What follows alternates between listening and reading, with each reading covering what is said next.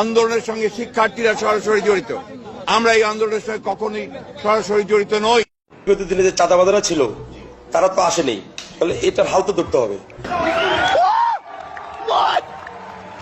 তখন আমি এবং ব্যবসায়ী মিলা, আমরা 20-25 জন মিল্লা এইটার হাল ধরছি।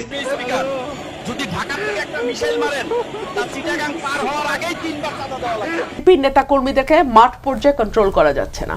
চাঁদাবাজির সঙ্গে যুক্ত, জমি দখলের সঙ্গে যুক্ত, টেন্ডারবাজির সঙ্গে যুক্ত।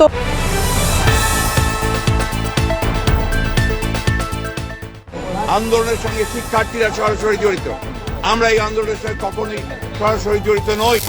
প্রিয় দেশবাসী, জাতির এই ক্রান্তি লগ্নে বৈষম্য বিরোধী চলমান এই শান্তিপূর্ণ ছাত্র আন্দোলনের প্রতি আমরা পূর্ণ সমর্থন ঘোষণা করছি এবং দেশবাসীকে তাদের পাশে দাঁড়ানোর জন্য উদাত্ত আহ্বান জানাচ্ছি।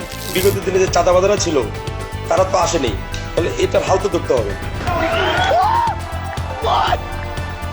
তখন আমি এবং ব্যবসায়ী মিলা, আমরা 20-25 জন মিল্লা এইটার হাল ধরছি।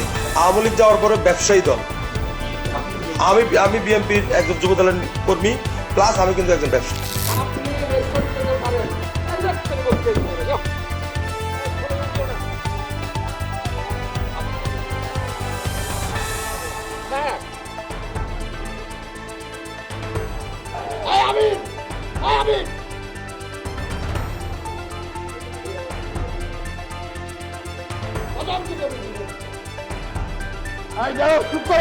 তুমি জানো না, ইউ ডোন্ট নো। দাঁড়াও, বাজে কথা বলবো না। এই ছেলে, কে তুমি? তুমি জানো না সিদ্ধান্ত হবে। তুমি জানো না, আমি জানি বলে বলছি। এই দাদা, সব চুপ দাদা, এদিকে আসো, এদিকে আসো, তুমি এদিকে আসো, এদিকে। ভিডিওটা দেখুন, তারা নিজেরাই এখন কামড়ে শুরু করেছে এবং মাইক কিভাবে পাশে ভাঙতেছে, দেখুন ভিডিওটা। যদি ঢাকা থেকে একটা মিসাইল মারেন তা চিটাগাং পার হওয়ার আগেই 3 বার চাঁদা দেওয়া লাগবে। বুঝেন তাইলে চাঁদাবাজির কি অবস্থা? সরকারকে এখন বাধ্য হয়ে বলতে হচ্ছে, আপনারা যদি অবিলম্বে শপথ গ্রহণের অনুষ্ঠানের ব্যবস্থা না করেন, ভোটারদেরকে সাথে নিয়ে আমি নিজেই শপথ করে আমি আমার Nimda. Dozras tell me. Hartabush. Krakoi kinim bumla. Mohinuz Zuku. No hakwe. এই খেলা আপনাদেরকে বলি, বিএনপি ইলেকশনে গভর্নমেন্ট ফর্ম করবে, 3 বছরের বেশি বিএনপির ক্ষমতা থাকার সম্ভাবনা খুব কম। ভারত সেই পর্যন্ত বিএনপিকে সাপোর্ট করবে যতক্ষণ না তার বন্ধু আওয়ামী লীগকে একটু গুছিয়ে আনতে পারে। রানের পিছ না দেয় দুদু ভাইয়ের কি রাগ, ঠিক আছে না? আমি কনফার্ম ওই মেসিয়ানরা এনজিপি করে, ছাত্রদের দল করে। এরপরে দুদু ভাই খাবার গেলে না 2টা রান দিবেন, হ্যাঁ, আর ব্যান্ড দিবেন খিলানোর পরে।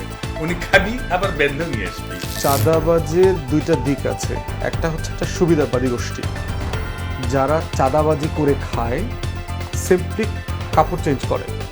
যখন যে দল সরকারি দলে আসে অথবা ডমিনেন্ট পলিটিক্যাল পাওয়ার থাকে, তাদের স্থানীয় নেতাদের শেল্টারে তারা থাকে। আর দ্বিতীয়ত হচ্ছে বাংলাদেশের রাজনৈতিক দলের অধিকাংশ নেতাদের পেশা নাই, কোনো ডিসেন্ট তাদের সোর্স অফ ইনকাম নাই।